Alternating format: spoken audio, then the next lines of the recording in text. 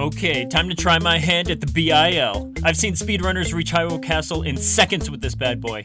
That's right, walking is for casual gamers, but for pros like us, it's as easy as don't. Crap! Okay, maybe if I try it like this. Dang it! Come on! No, not water!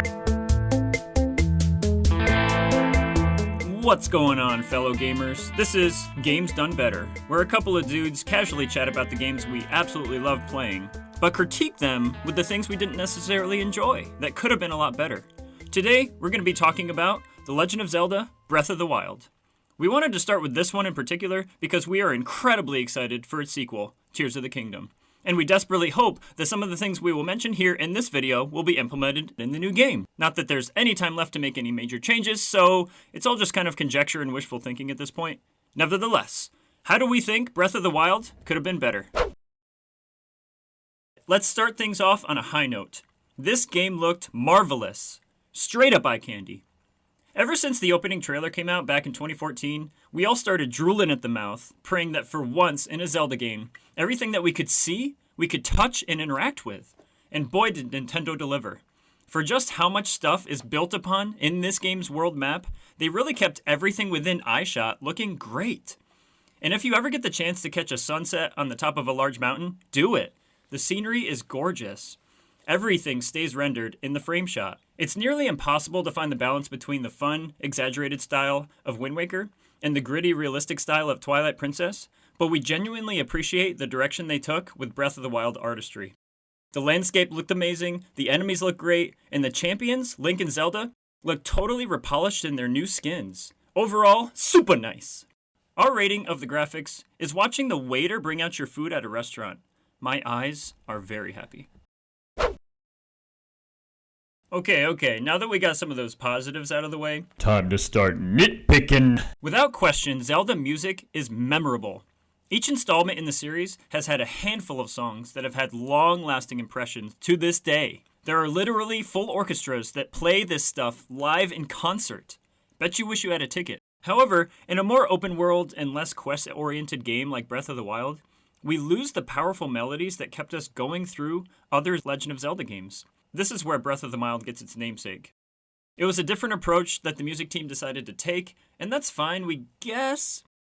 The mellow musical dynamic with soft piano melodies was a nice touch. It was nice, alright? It was okay, but it never left the true lasting impression on us that great Zelda music is known for.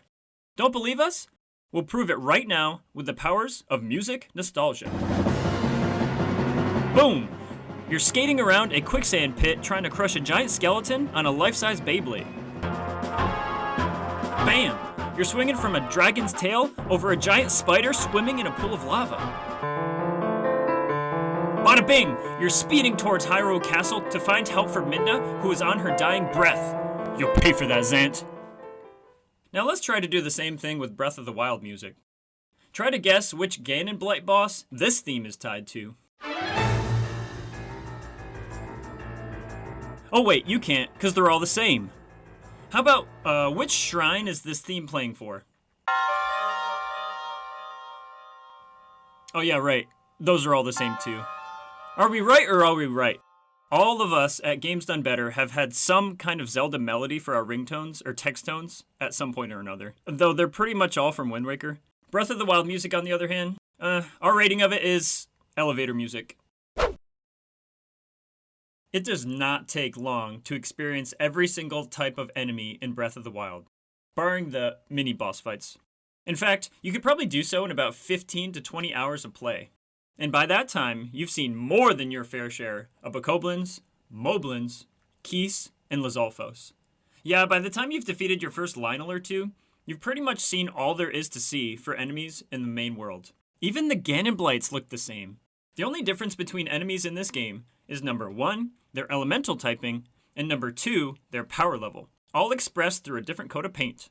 Basically, one dungeon in Twilight Princess had more enemies than all of Breath of the Wild's field map. Look at this, look at all these, you see them? That's just sad. But Breath of the Wild?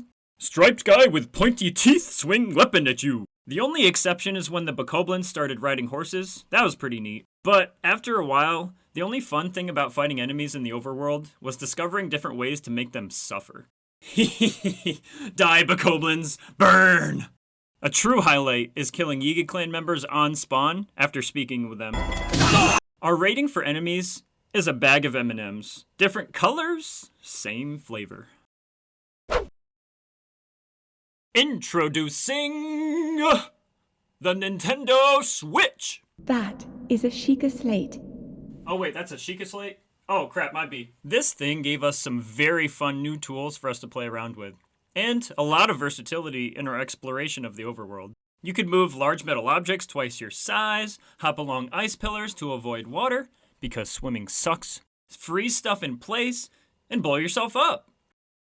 Now listen though, I love magnetism, ice, stasis, and explosions just as much as the next guy, but like, what else you got? Aside from those 4 things, you get your generic hack and slash weaponry and a bow and arrow. Anyone else kill themselves with a bomb arrow at Death Mountain? Just me?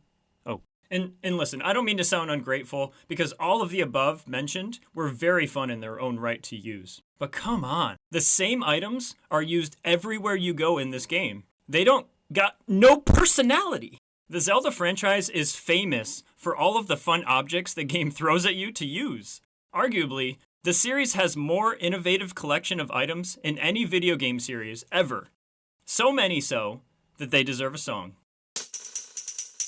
Mirror shield, ball and chain, metal boots, get boomerang, power bracelet, Megatron hammer, magic wand, golden glamour, quick medallion, Deku sticks, D's nuts, hover kicks, hero's charm, horse's call, telescope.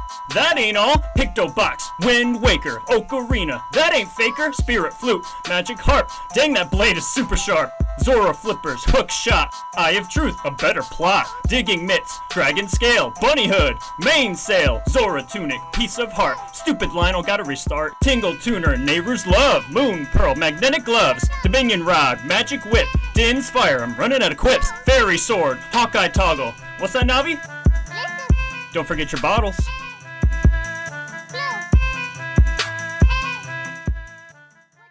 So many amazing items. So much flair and pizzazz. Each new item that Link gets his hands on oozes creative design, and also gives you so much fun adaptability for your adventures and for your combat. But alas, I digress to go collect my 40th Guardian Axe. Oh, and about Link's traveling clothes closet. Did anyone else kind of find it funny that he only needs 2 pieces of specialized clothing to traverse harsh environments? Surely Link isn't freezing his Triforce off in this winter tundra. Oh, and I don't see any 3rd-degree burns in sight while bareback in this volcano. Anyway, our rating of the item system is watching a 3-year-old open their Christmas presents. They care about each for about 2 seconds before going on to the next. Hey, you remember that super memorable plot moment in Breath of the Wild where no wait, this game didn't have a story, my bad. With every Zelda series storyline up until this point, it feels like they've been serving us the same meal, but with different sides. The same juicy Zelda steak that we all know and love, but sometimes served with mashed potatoes and gravy, and other times with green beans and mac and cheese. But otherwise, with Breath of the Wild, it felt like they served us something completely different. So many fans of the game are divided over this point, but OG Zelda fans know what I'm saying when I say Breath of the Wild's plot, thin at best. There is hardly any story in this game. The developers wanted you to write it yourself with your exploration, and boy was that pretty cool for the first playthrough. But once you've climbed a bunch of hills, avoided every body of water cause swimming sucks, and raided 20 moblin camps, you're really craving some kind of intense story thread to tie it all together, right? Nope. 95% of this game is wandering around until you finally stumble upon something interesting that happens. And once their portion of the story unfolds, they become lifeless characters that are just sitting there doing nothing while Link continues on his adventure. Thanks, Prince Sidon. That was epic how we just rescued your entire culture. Want to come help me with the rest of, Oh, never mind. You're just going to stand there next to your dad until I get this all wrapped up, aren't you? That's cool. You do you. Not to mention, the relationship between Link and the champions literally becomes the same as Aragorn and the undead from Lord of the Rings. All of these short cutscenes are so scattered and short-lived. Zelda needs plot, direction, and purpose.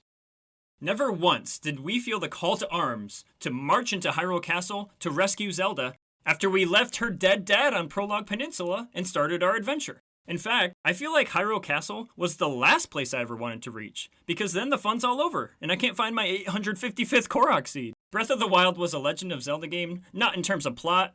In fact, it was more like a Legend of Side Quests game. Zero sense of urgency. You know which Zelda games did have that sense, though? Majora's Mask. The entire planet is about to get nuked by an evil moon. Twilight Princess. The kingdom was actively being taken over by Twilight, and you had to fight against it. Zant, you will die for what you did to Midna, you little... Skyward Sword. Not only did you get to know Zelda as a character in real time, but you were constantly at her heels, wondering what she's going to do next in her quest to save the world from demise, which Girahim is trying to resurrect. And Girahim was a good villain, by the way. He didn't just sit back and let his henchmen take care of business. Breath of the Wild had, Calamity Ganon. Come on. There was literally no interaction with him at all. Just because I see him floating around all tough in his ghastly form up there, doesn't make me want to put on my hero pants and go slay some great threat. Nah, I'd rather go mess with this lady's flower garden over and over again to make her mad. I'm sorry, but my power isn't strong enough. You got this, Zelda. Just gotta finish a few more shrines and I'll be right there, I promise. No, sadly, Breath of the Wild did not have the greatest story. Instead, you had to relive the cool parts of the story through memories, or another game entirely. Our rating of the story is The Dead of Space, the empty void of nothingness. We never thought that we would have to talk about this category in a Legend of Zelda series, but here we go. Breakable items. Did you just defeat a bokoblin on Prolag Plateau with a stick? Congrats, you upgraded to his wooden club.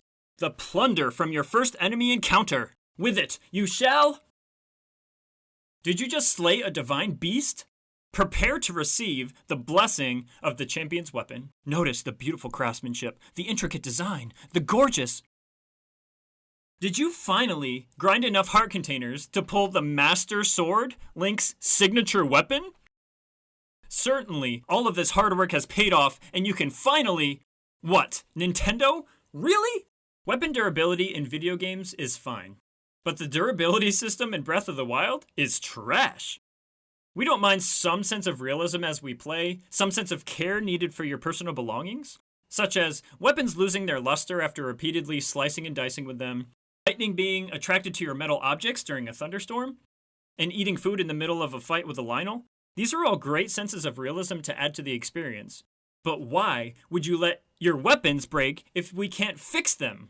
In many other games with weapon durability, not only can you fix the weapons that are wearing down, you can even upgrade them to do more damage and take more hits. They even let you do this exact same thing in Skyward Sword. It truly was a simple implementation that they missed, and we're sad that they missed the mark here. We've heard it said that this weapon durability system encourages exploration, because in order to get more and better gear, you must go looking for it. But come on, man. Once I find that sick-looking claymore that does 115 damage, can't I just sit there and admire it for a bit? Oh wait, using each and every weapon becomes an opportunity cost that should not be there.